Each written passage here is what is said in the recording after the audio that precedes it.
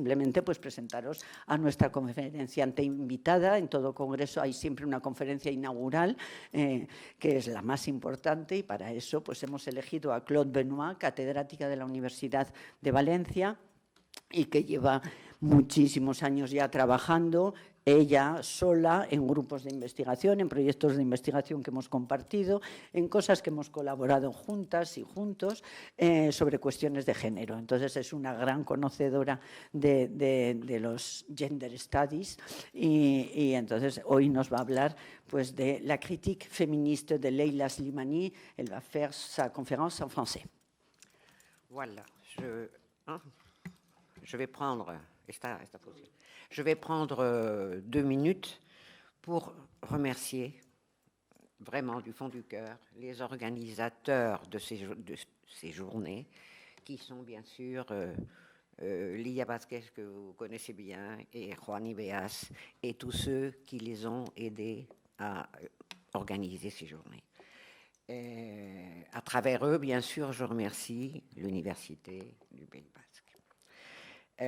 Vous dire que je suis très très heureuse de me retrouver avec vous, beaucoup de visages connus, et surtout vous dire que je vais m'exprimer en français, mais j'ai préparé beaucoup de textes écrits parce que y a des étudiants qui peuvent ne pas comprendre quelquefois. J'essaie de parler lentement, donc le texte écrit se grave d'une façon visuelle dans la mémoire, et il en reste toujours beaucoup plus, n'est-ce pas?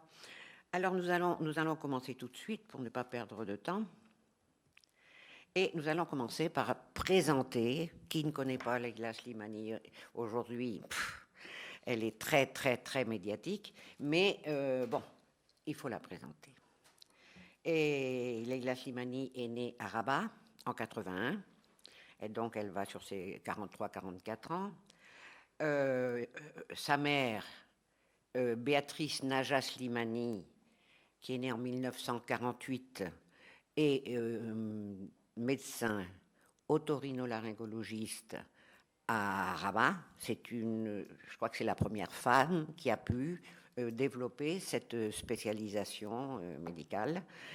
Son père, Othman Slimani, a connu, il était né en 1941, il est décédé en 2004, et il a connu des années de gloire et des années noires, on va dire, n'est-ce pas? Et il a été accusé de malversation, il était ministre de l'économie, et il y a eu un procès, il a été emprisonné. Et pour la famille, ça a été vraiment une crise, n'est-ce pas? Ils ont connu cette crise. Et puis, quand il est décédé, après, bien sûr, il a été réhabilité après sa mort, etc. Enfin, vous savez comment se passent ces choses-là. Et pour Leila Slimani, ça a quand même été une expérience traumatisante. Voilà, Rabat, puisqu'on parle beaucoup plus de Rabat que de Casablanca, on parle de Rabat et de Meknès surtout. Donc, Rabat est une très belle ville, évidemment, au bord de la mer, avec ses remparts, avec la partie blanche, européenne, va-t-on dire, avec des immeubles, Art Nouveau, etc., une très belle ville. Et avec de grandes avenues, avec des piscines particulières, en fait tout un luxe, n'est-ce pas? Et c'est là qu'habitent en général, que vivent les colons, les personnages qui arrivent de l'étranger et qui ont des possibilités économiques, etc. Et là, ils vivent, si vous voulez, c'est presque un ghetto, vraiment c'est réservé à ce genre de personnes.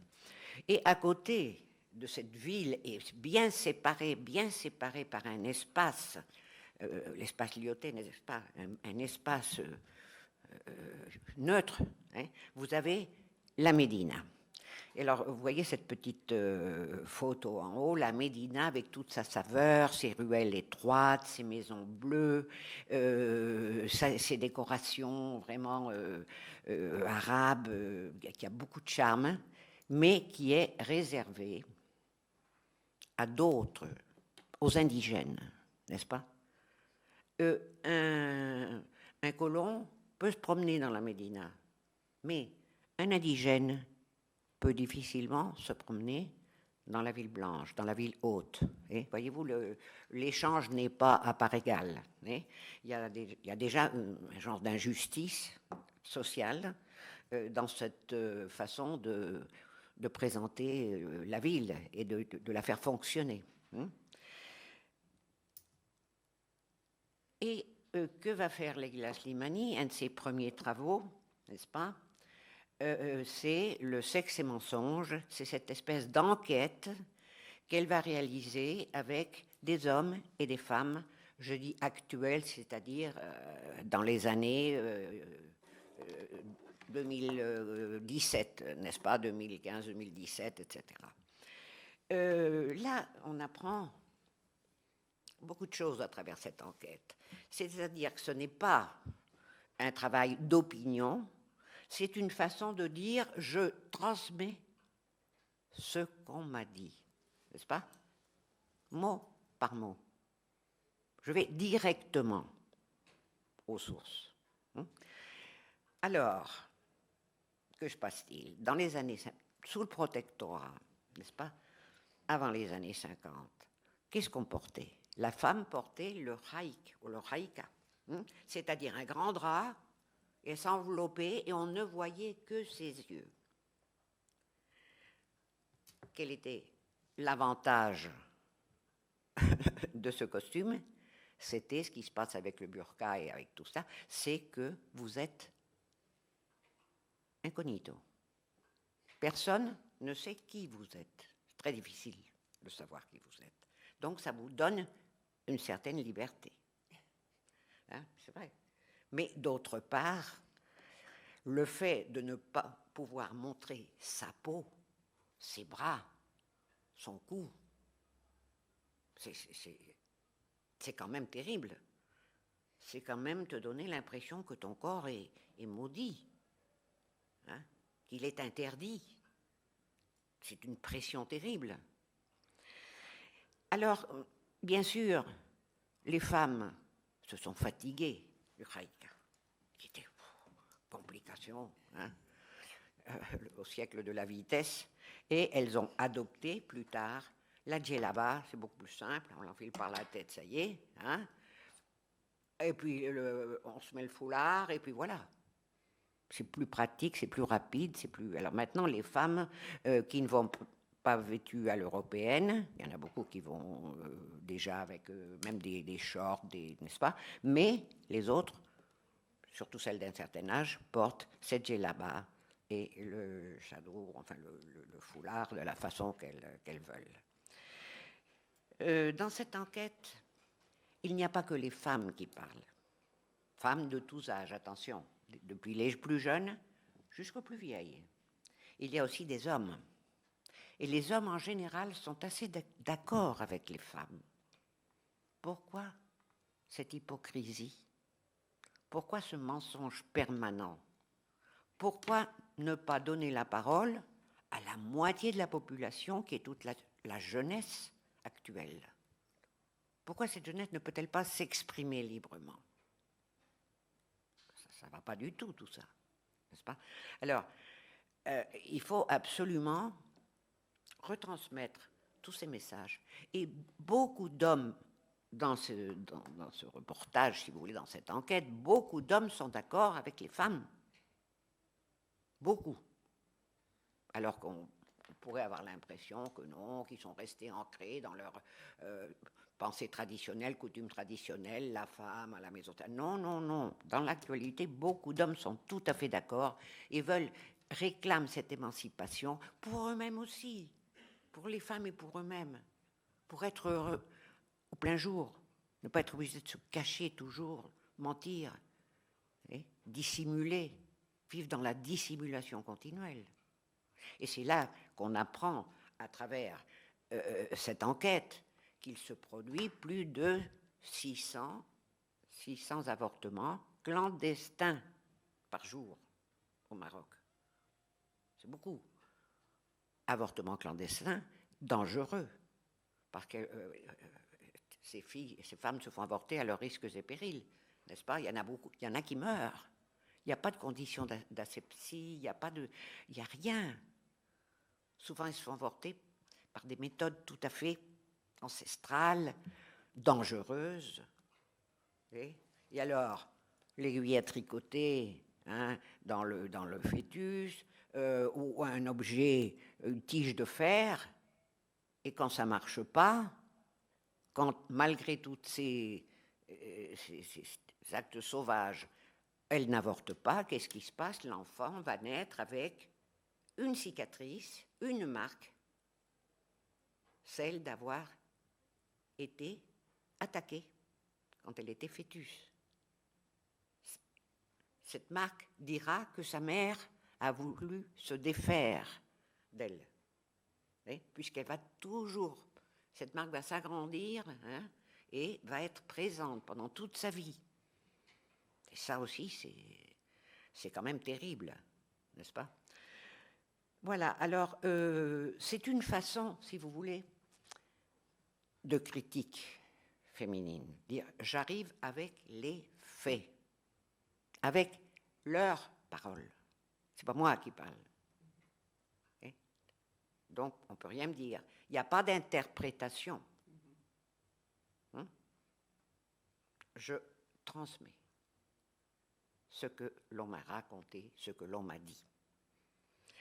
Ce qui se passe, c'est que tout de suite, ce livre, cet ouvrage est sorti en 2017, et la maison d'édition a tout de suite demandé à Leila Slimani si elle ne pouvait pas en faire une BD, un roman graphique. Elle a dit oui, parce qu'elle dit jamais non, ça l'intéresse.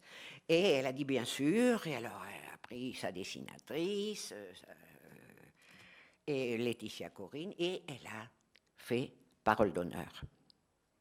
Parole d'honneur est, si vous voulez, la BD de Sexe et mensonges. On aime ou on n'aime pas. Ça, c'est une question selon les lecteurs, les spectateurs. Mais il faut bien voir que, à l'heure actuelle, où tout doit être médiatique, parce que la seule chose qui intéresse notre société actuelle, c'est le médiatique, eh bien, ça a du succès. Ça a un énorme succès et ça arrive à tout le monde. Donc, ça a ses inconvénients et ses avantages, n'est-ce pas? Voilà. Et par contre, il y a 2 ouvrages qui me plaisent davantage enfin ça c'est pour mon opinion personnelle, que Parole d'honneur. C'est À main nue. À main nue, voilà une autre façon pour Leila Slimani de transmettre sa critique féminine. Elle n'écrit pas de manifeste. Elle se sert de personnages emblématiques ou de personnes emblématiques qui ont vécu réellement. Et c'est là qu'elle va les utiliser pour exprimer sa critique féministe, en montrant ce que ces personnes ont souffert, ce que ces personnes ont lutté, les injustices qui ont pu se commettre envers elles, etc., etc. Et elle fait ça, par exemple, avec des personnages politiques très connus, etc., comme Simone Veil. Et Simone Veil qui a été celle qui a fait passer la loi de l'avortement en France. Qui a été, bien sûr, je ne sais pas si vous devez le savoir, très discutée, critiquée par tous les secteurs d'extrême droite, etc., et par la religion, bien sûr, mais Simone Veil a fait avancer l'humanité féminine d'un pas de géant. Ça y est, on ne va plus être pénalisé, prison, amende, pour avorter. Et stigmatisé non plus, c'est important. Donc, elle prend Suzanne Noël, qui était Suzanne Noël. Bon, Suzanne Noël s'appelait Suzanne Gros, elle était née, je crois que dans l'Aisne, une famille bien aisée, bourgeoise, etc. Et cette femme avait une vie, elle avait étudié la médecine à Paris, elle aimait la médecine, elle se sentait attirée par le monde médical. Et elle avait eu de très bons professeurs. Elle a travaillé à l'hôpital Saint-Louis comme interne, etc. Bon. Et elle a eu de très très bons professeurs qui lui ont révélé ce qu'était la chirurgie réparatrice, tout d'abord. Chirurgie réparatrice. Pourquoi? Parce qu'à cette époque, il fallait réparer les corps, les visages des gens complètement défigurés par la guerre de 14-18, n'est-ce pas? Par ceux qu'on appelait les gueules cassées, que vous allez voir ici, j'imagine, voilà. Regardez par exemple à droite un homme sans nez auquel on reconstruit un nez. En bas, regardez le visage avec le nez complètement aplati, etc. Regardez-le après le travail de chirurgie réparatrice. Regardez aussi à gauche, en haut, hein, en train de s'occuper de l'oreille, etc. Bon, reconstruction. Au centre, c'est elle, dans sa jeunesse. On change beaucoup au cours de sa vie. Puis, regardez, elle se met aussi à... Elle se dit, pourquoi pas? Une femme, pour se sentir bien, doit se sentir belle. Pas être complexée. Oh, mes yeux, mon nez, non. Donc, réparons tout cela.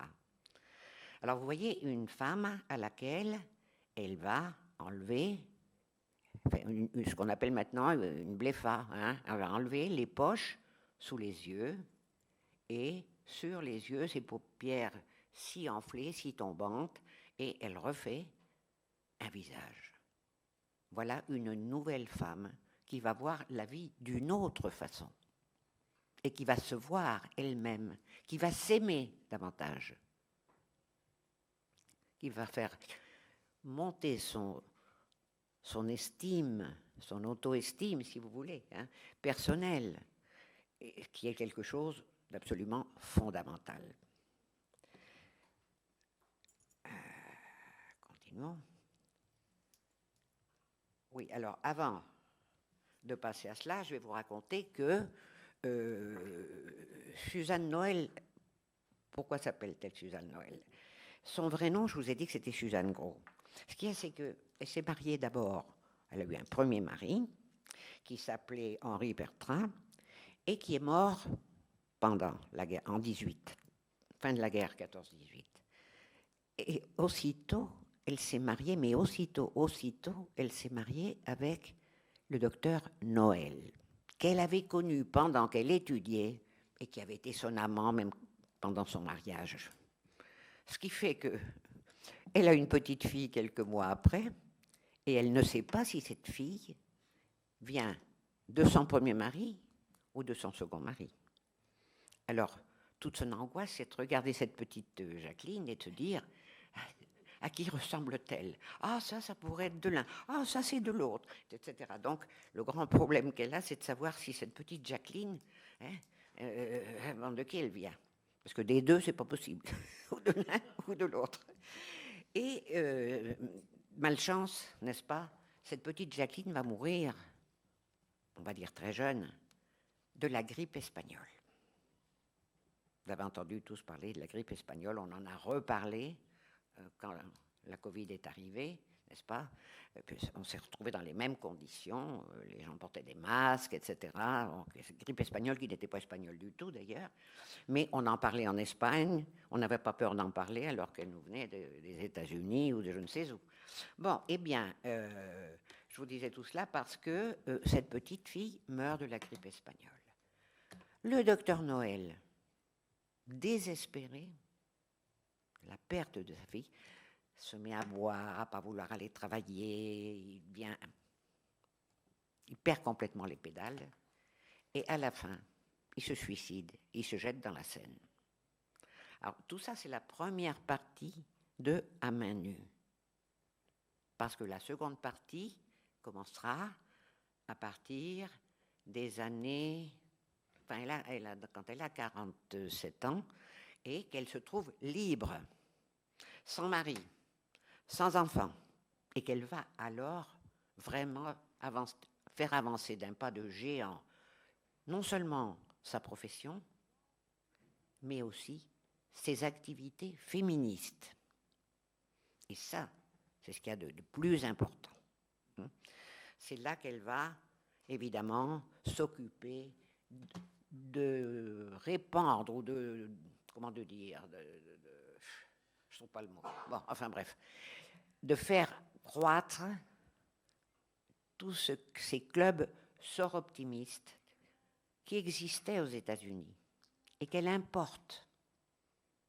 Elle fonde le premier club sort-optimiste à Paris.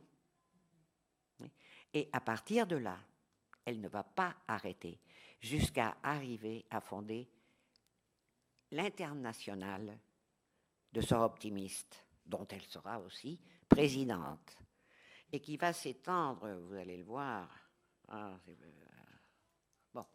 qui va s'étendre, vous allez le voir, dans le monde entier. Mais grâce à elle, grâce à son travail, à ses déplacements, à ses contacts, elle n'arrêtera pas jusqu'à ce que ça se diffuse, cette macro-diffusion de sort optimiste, qui défend le droit de vote, tous les droits dont la femme a besoin et dont elle a été privée jusqu'à maintenant. Regardons rapidement, si vous voulez, cette BD. Alors, vous voyez, bon, je ne vais pas vous faire tout lire. Vous regardez, je vous donne 2 ou 3 minutes ou 2 minutes pour que vous puissiez voir le mariage, le premier mariage, n'est-ce pas? Et la vie oiseuse qu'elle avait, bourgeoise qu'elle avait, maman, ceci, elle appelait sa mère. Écoute, il y a des babas au Rhum, la rue Saint-Honoré, une pâtisserie. Une vie absolument frivole, n'est-ce pas, au début? Ça y est? Et je passe. Alors là, c'est quand elle a sa petite fille. Et la regarde, le docteur ne la regarde à qui ressemble-t-elle, etc. Elle aussi se dit, est-elle de l'un, de l'autre, n'est-ce pas? Il la promène. En bas, je ne vois pas ce que c'est, moi. Mais elle a ce visage du doute. Elle ne sait pas d'où vient cette fille. Et là, elle explique comment on fait un lifting. Je vous ai raconté l'histoire de Sarah Bernhardt. Non, alors Sarah Bernhardt était allée aux États-Unis se faire un lifting. Et elle revient et tout commence à dégringoler. Complètement affolée. Elle avait entendu parler de Suzanne Noël. Elle va la voir et lui dit, écoutez, regardez ce qu'on m'a fait. Tout tombé. Alors, Suzanne Noël va refaire le lifting et elle explique bien comment on fait, vous voyez, en découpant et en recousant. Elle va refaire le lifting de Sarah Bernhardt, qui était après enchantée, bien sûr, du travail réalisé par Suzanne Noël. Et nous voilà avec le tome 2. Elle a 47 ans. Et regardez sur l'image ce qu'elle porte. Je veux voter. Elle va entrer en campagne pour le vote des femmes. Vous savez que le vote des femmes en France est arrivé plus tard qu'en Espagne. Vous le savez. On croit quelquefois que les Français sont plus en avance et c'est une croyance tout à fait erronée. Donc, elle va se dédier corps et âme, justement, à ces activités non seulement médicales, mais féministes. Et c'est ce que nous montre la façon, n'est-ce pas, de Slimani, de disposer d'une personne qu'elle transforme en personnage qui va revendiquer. Et voilà la critique féministes à travers ce genre de travail.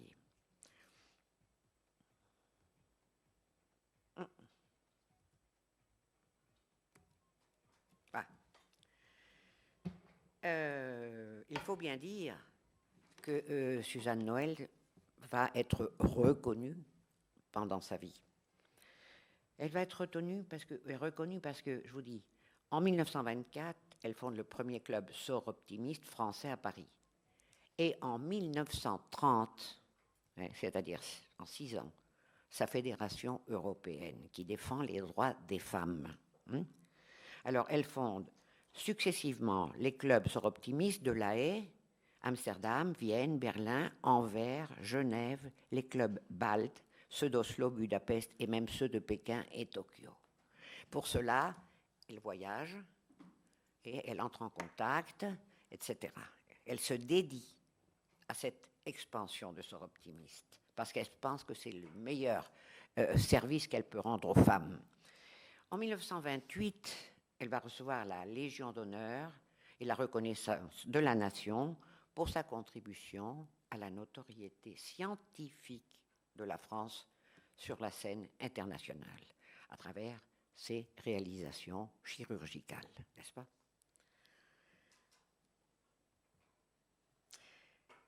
Elle meurt le 11 novembre 1954, elle a 76 ans, et elle a été inhumée au cimetière de Montmartre avec ses proches, c'est-à-dire avec les restes du docteur Noël, de Jacqueline, etc.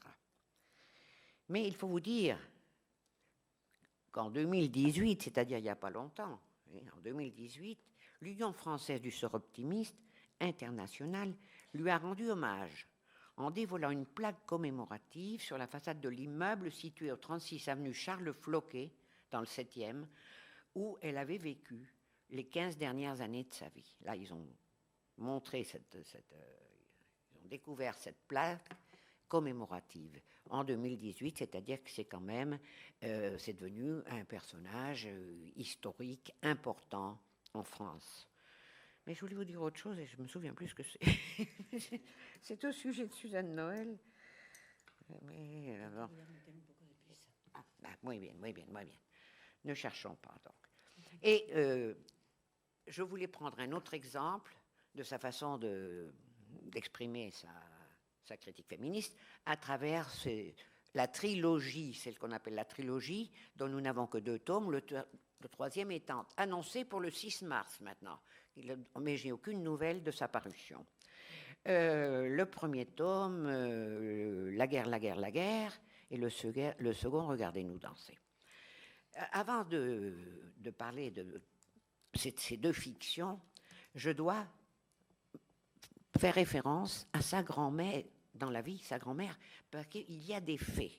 Sa grand-mère était allemande alsacienne, n'est-ce pas, et qui était née en 21, qui est morte en 2016, c'est-à-dire il n'y a pas tellement longtemps. Et sur la photo qu'on nous montre, elle porte une décoration importante, l'ordre du Wissam Alaouite accordé par le roi du Maroc. Donc cette femme qui a vécu au Maroc pendant longtemps a été décorée par le roi du Maroc. Chose très importante, alors qu'elle est arrivée étant une étrangère, humiliée, bafouée, mise à part, etc. Et Anne Roetsch rencontre à Blotzheim, en Alsace, un spahi marocain, Lagdar Dob, ça c'est la vraie histoire, qu'elle épouse en 1900, je crois que c'est 45, pas 44, mais, bref, peu nous importe. Vous voyez les spahis, comme ils arrivaient, splendides, etc. Bon, c'était l'armée coloniale de libération de l'Alsace. Allons vite. Mais lui, il doit rentrer au Maroc parce qu'il est devenu, son père est mort en 1939, et lui, il est devenu le frère aîné, et il doit s'occuper d'une propriété que son père avait achetée. Et il doit retourner là-bas, avec urgence. Il est devenu le chef de famille.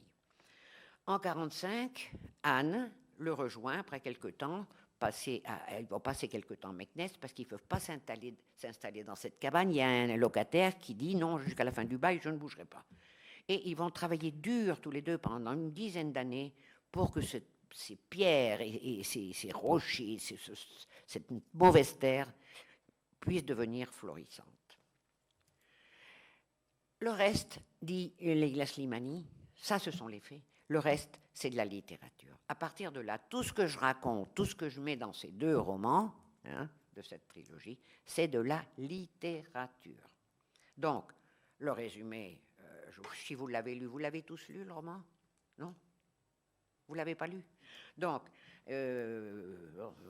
Mathilde en 45-44 s'éprend d'Amine Bellach, un Marocain qui combat dans l'armée française. Après la libération, le couple s'installe au Maroc à Meknès, ville de garnison et de colons. Tandis qu'Amine tente de mettre en valeur un domaine constitué de terres rocailleuses et ingrates, Mathilde se sent vite étouffée par le climat rigoriste du Maroc.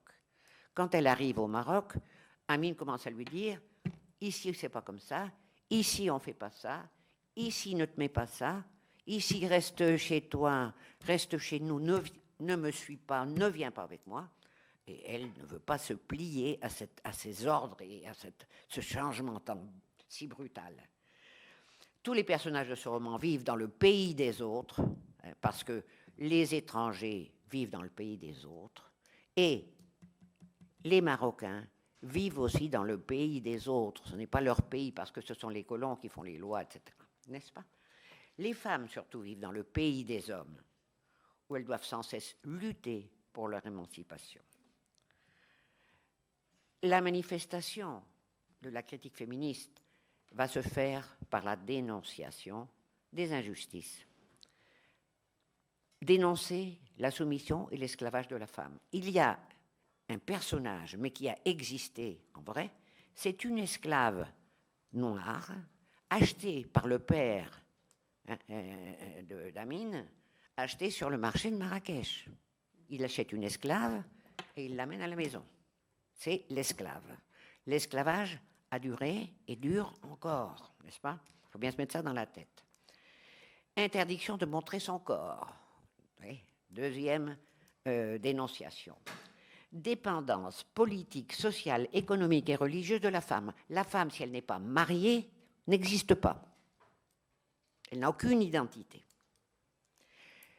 Le mariage, une transaction économique, c'est le mari qui apporte la dot, en échange, on lui donne une femme. Voilà. Il achète un produit. La femme est une machine reproductrice. C'est elle qui doit avoir tous les enfants que veut son mari. Et ensuite, je vous en ai déjà parlé, la clandestinité et ses dangers. Dans le tome 2, qui commence vers les années 68, c'est-à-dire en avril 68, juste avant le mai 68 parisien, tandis que Mathilde s'occupait du foyer, Amine est parvenue à faire de son domaine une entreprise florissante. Ils appartiennent désormais à une bourgeoisie qui prospère. Je parle d'après l'indépendance. Vous savez que l'indépendance, la fameuse nuit du sanguinaire fut en août 50 et en 56, l'indépendance est reconnue officiellement. Donc, imaginez-vous, en 68, les années qui ont passé. Or, qu'est-ce qui arrive? C'est que ceux qui sont devenus maintenant les bourgeois vont se comporter comme les colons qu'ils ont voulu et qu'ils ont tués ou qu'ils ont fait partir. Ils vont reproduire le modèle du colonialisme. Le néocolonialiste, ce sera, n'est-ce pas? Ils vont reproduire tous les modèles qu'ils ont haïs, qu'ils ont critiqués et qu'ils ont voulu supprimer. Alors, vous voyez, une maison prospère avec sa piscine, elle voulait une piscine, elle voulait un jardin, et lui il disait que non, puis à la fin il accède, et ils font des fêtes, évidemment, des fêtes où on danse sur de la musique américaine, avec des vêtements européens, et tous les gens du bled ou de la douar viennent regarder assis autour. Regardez, ils nous regardent danser. Regardez-nous danser. Or, Amine prend peur et il voit ici un danger terrible.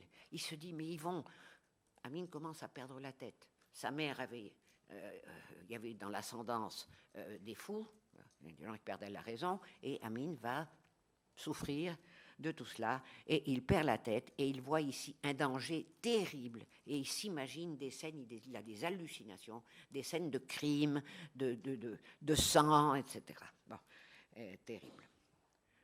Mais il faut vous dire, ça va pour le temps, hein? Oui, non, je termine. Oui, voilà. C'est bon? Alors, il faut vous dire que dans l'actualité, il ne faut pas clore cette brève exposition sur Slimani sans montrer ce qui se passe aujourd'hui. Il y a de l'espoir. Il y a de l'espoir. Regardez ces femmes marocaines en bas, en pleine manifestation, alors qu'elles ne pouvaient rien exprimer. Maintenant, elles ont perdu cette peur. Hein? La peur disparaît peu à peu. Regardez ces femmes paysannes avec leurs blouses, leurs trucs, qui vont travailler et qui gagnent maintenant un salaire modique, mais commencent à avoir leur indépendance économique. Et ça, c'est fondamental pour une femme. Hein, ne pas dépendre toujours de l'homme. Mais je parle du Maroc comme je pourrais parler de l'Espagne ou de la France. Hein, parce que ça arrive. J'en connais. Et regardez cette photo, elle a 3 jours. Enfin, elle est du 8 mars de cette année. Regardez, vous avez des femmes sans rien sur la tête, des casquettes, hein, comme tout a changé. Il y a encore des femmes avec une espèce de shadow, mais ce n'est pas la majorité. Toutes portent des pancartes. On n'a pas peur de se manifester, on n'a pas peur de revendiquer. Hein? Voyez comme les temps ont changé. Et regardez ces 2 jeunes filles. Bon, cette jeune fille, d'abord, elle porte une veste en jean, n'est-ce pas, il me semble. Et, bon, elle se met le foulard sur la tête. Ça, c'est respectable. Ça ne gêne personne. On voit son visage, on voit ses yeux, on voit qui c'est. Hein? Elle ne cache pas son identité. Donc, vous voyez que les femmes marocaines bougent et qu'il y a un grand espoir. Et ça, il faut le dire. Il faut le dire et il faut suivre un peu leur exemple. Parce que ici en Espagne, vous le savez, on a des cas peut-être pires, quelquefois. Mais, passez sous silence. Oui, ça y est. Ce que je voudrais, c'est que vous compreniez les mécanismes. Elle en a d'autres, hein, parce que Slimani, à travers des interviews, à travers des lectures, à travers... Elle a beaucoup de recours, si vous voulez, pour exprimer sa critique féministe. Et, ma foi, elle le fait d'une façon tellement médiatique que ça arrive à tout le monde. On peut aimer ou ne pas aimer sa façon de le faire, mais il faut reconnaître que pour ça, elle est intelligente. Elle est, comme on dit en espagnol, avispada. Okay? Très intelligente. Ya está. J'étais très contente d'être avec vous, de passer ce moment. Merci.